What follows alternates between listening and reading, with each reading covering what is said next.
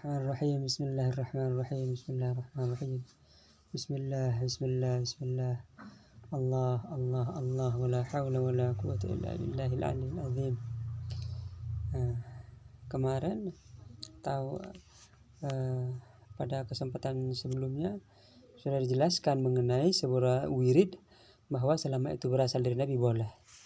Nah, sekarang wirid apa yang bagi seorang murid yang sedang menjalani olah spiritual atau yang menjalani perjalanan ruhani, wirid-wirid yang tidak berhak untuk dilakukan oleh seorang murid, bagaimanapun keadaan wirid itu, baik wirid itu mengandung kebaikan atau tidak mengandung kebaikan, wirid yang tidak boleh diamalkan oleh seorang murid adalah wirid yang berasal dari para wali atau wirid yang berasal dari para syekh, para mursyid. Itu tidak boleh sembarangan, harus ada izin memang. Kenapa harus ada izin? Bahkan misalnya nih, kita kan thariqah karkariyah. Thariqah karkariyah ini adalah thariqah karkariyah, alawiyah, darqawiyah, syadziliyah. Maka seorang murid itu tidak boleh berkata, saya tidak apa-apa mengambil wirid thariqah alawiyah, karena karkariyah ini juga alawiyah misalnya. Boleh saya mengamalkannya. Bahkan misalnya ada wazifah darqawiyah, boleh kita lakukan, atau hizib bahar syadziliyah misalnya. Itu kalau tidak dikasih izin oleh syekhnya, maka tidak boleh. Kenapa tidak boleh? Karena itu berasal dari para syekh, para mursyid, para wali-wali yang sholihin. Sedangkan syekh Anda, wahai para murid, itu masih hidup, masih ada. Jadi Anda tidak boleh melaksanakan wirid-wirid tersebut. Tetapi jika Anda misalnya cuma ingin membaca, ingin mengetahui isinya, isi bahar gimana, dibaca tanpa menjadikan itu sebagai wirid yang rutin, maka itu tidak apa-apa. Tapi jika dirutinkan, ini saya akan baca setiap hari Rabu misalnya, atau ini setiap hari Senin, atau ini 5 kali sehari, atau 5 kali sebulan, dan dijadikan wirid yang dirutinkan, didawamkan, maka itu tidak boleh, tidak berhak untuk sebagaimana di dalam sholat tidak boleh seorang makmum itu mengikuti 2 imam di dalam satu sholat, tidak sah itu. Dan juga itu agar kita ini menjaga sopan atau adab terhadap Nabi. Jadi karena bisa jadi Anda ini misalnya mengambil sebuah wirid dan tidak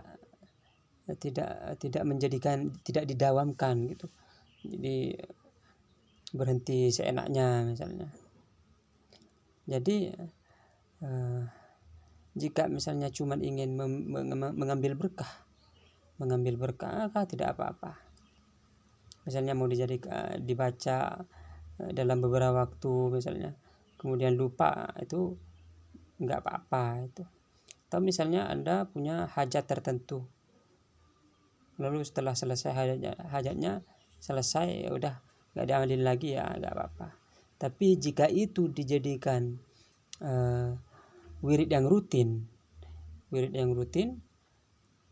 maka di dalam suluk, di dalam perjalanan ruhani, di dalam suluk, selama Anda ini berada di bawah bimbingan seorang syekh yang masih hidup, maka di dalam suluk itu wirid-wirid tidak boleh diambil dari kitab tertentu atau syekh yang lain, atau dari guru yang lain. Nah, kecuali misalnya jika Anda sudah menjadi wali, maka itu sudah urusan Anda dengan Tuhan, itu antam Allah sudah. Nah, ini tidak membaca wirid para wali bukan berarti tidak mencintai mereka, enggak, cintai terus mereka. Tetapi mengikuti wirid itu adalah suatu hal, dan mencintai itu suatu hal yang lain. Maka terus cintai para wali itu. Tapi selama masih berada di bawah bimbingan seorang mursyid, maka ikutilah mursyid tersebut, ikuti arahan-arahannya, membaca wirid-wirid ini, ya udah wirid-wirid itu saja yang diamalkan, jangan sampai mengikuti yang lain, karena setiap orang itu mempunyai komposisi rohani yang berbeda dan syekhnya yang mengetahui, oh ini wiridnya berbeda dari setiap orang. Jadi demikian. Nah, nanti juga misalnya cara untuk misalnya ada wirid lain, bagaimana misalnya, atau apa bukti misalnya, atau dalil-dalilnya misalnya. Insyaallah kita lanjutkan pada episode selanjutnya.